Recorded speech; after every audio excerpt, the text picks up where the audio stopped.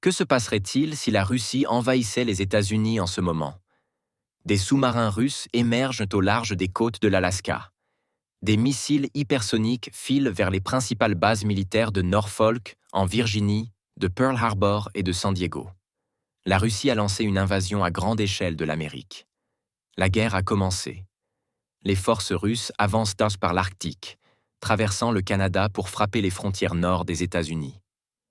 En même temps, des espions russes, déjà infiltrés dans des grandes villes comme New York et Los Angeles, lancent des attaques coordonnées contre les infrastructures, ponts, centrales électriques et centres de communication.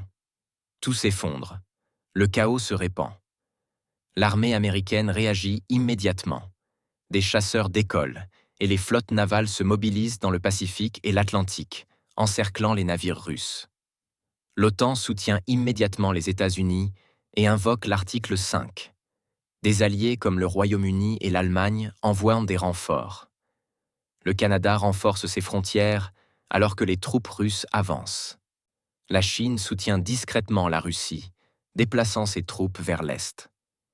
La Corée du Nord tire des missiles pour distraire les États-Unis, tandis que le Japon et la Corée du Sud rejoignent le combat, craignant une guerre mondiale totale. L'économie mondiale s'effondre. Les prix du pétrole explosent et les chaînes d'approvisionnement s'effritent.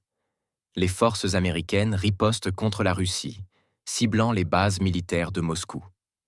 Puis, l'impensable se produit.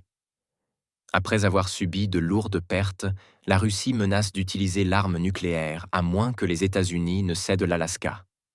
En réponse, les États-Unis passent au niveau DEFCON 1. Des sous-marins armés d'ogives nucléaires se positionnent dans l'Arctique. Les deux pays ont leurs armes nucléaires braquées l'un sur l'autre. Des milliards de personnes regardent, suspendues au destin de l'humanité. Une seule erreur pourrait signifier la fin de la civilisation telle que nous la connaissons.